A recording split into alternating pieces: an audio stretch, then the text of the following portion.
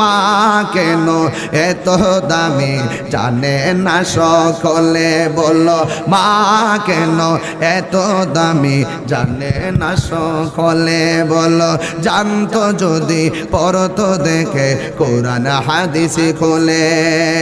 একটি হজের সওয়াব মিলে, একটি হজের মাকে একবার দেখিলে, মা কেন এত দামি জানে না সকলে, বলো মা কেন এত দামি জানে না সকলে। 2টি বছর পান করালো মায়ের বুকের দুধ, কোলে পিঠে নিয়ে আমায় দিতেন কত সুখ।